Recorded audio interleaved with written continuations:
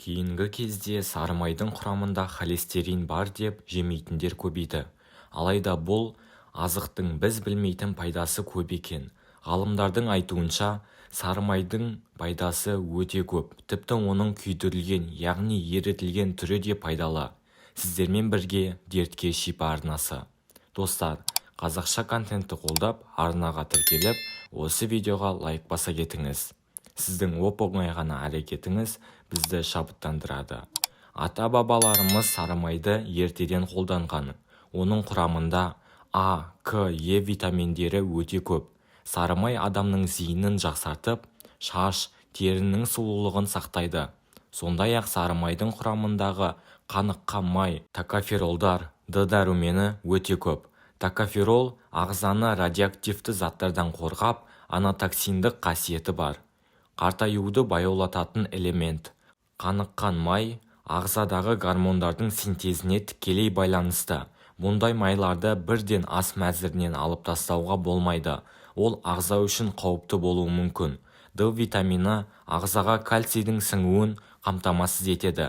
Сары майдың құрамында холестерин бары рас, бірақ холестерин шошитын зат емес. Ол белгілі бір мөлшерде ағзаға өте қажет. Холестерин жасуша мембранасының өткізгіштік қасиетін бір қалыпты ұстайды, гормондардың синтезіне қатысады. Дәрігерлердің айтуы бойынша сары май өте құнарлы, бірақ оның ағзаға сіңуі оңай әрі тез. Сары майды аш қарынға тұтынған дұрыс. Оны жасұнықпен бірге жесеңіз, ағзаға пайдасы өте мол. Сары майды аскөкпен араластырып та тұтынуға болады. Ол жылу мен күш-қуат береді. Сары май сүт майының концентранты болып саналады. Бұл май бірінші кезекте жылудың көзі болып табылады. Сары майдың бұл қасиеті суық кезде өте пайдалы. Әсіресе сары май калорияға өте жоғары. 100 граммда 730 килокалория бар. Оған қоса, ол ағзаға оңай сіңеді. Сары майдың бұл қасиетін өзіміздің пайдамызға асыруға болады. Таңғы асқа дәстүрлі нан мен майды жеген өте пайдалы. Ол тіпті арықтап жүрген қыздарға да артық салмақтан арылуға көмектеседі. Күніне 30 граммнан артық емес. Май сіздің салмағыңызға ешқандай әсер бермейді. Сары майдағы А, К, Е дәрумендері терінің жұмсақтығын, шаштың әдемілігін, тырнақтың сұлулығына үлкен әсер береді. Мысалыға А дәрумені майлардың арасында тек қана сары майда бар. Күніне 50 грамм жегенде май көз бен сүйектің саулығына кепіл бола алады.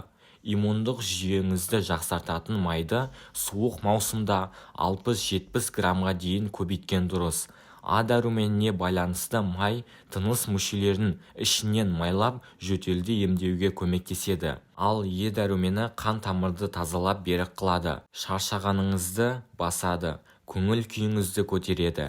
Бәрімізде шоколад құрамындағы бақыт гормоны серотонин бар екенін білеміз. Алайда бұл гормон сары майдың құрамында да бар екенін біріміз білсек, біріміз білмейміз. Серотонин тек қана көңіл күйді ғана емес, ауырлық, аштық сезімінде баса алады, үй жұмысын жақсартады. Ағза майлары жасуша алмасуы үшін де өте маңызды. Бұндай қосылыстар әсіресе мида көп.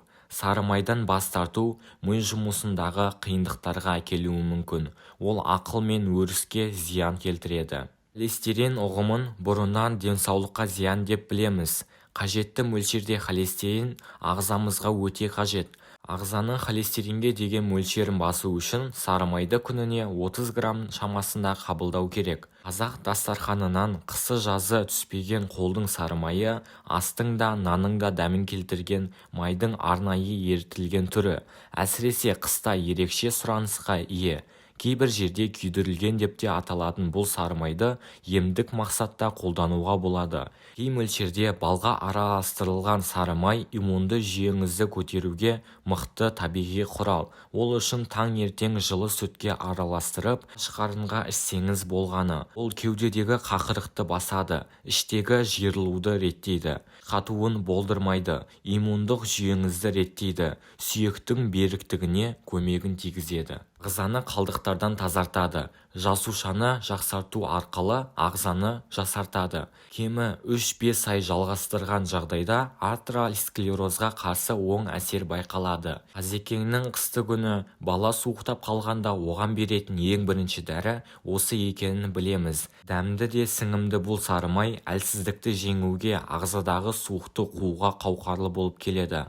Бал қосылған қолдың сары майы жүйке импульсіне, иммундық жүйеге оң әсерін береді. Күйдірілген сары май ем жасайтын үнді емшілерінің ең басты қаруы. Олар тері мен шаш сұлулығын осы әдіспен сақтайды.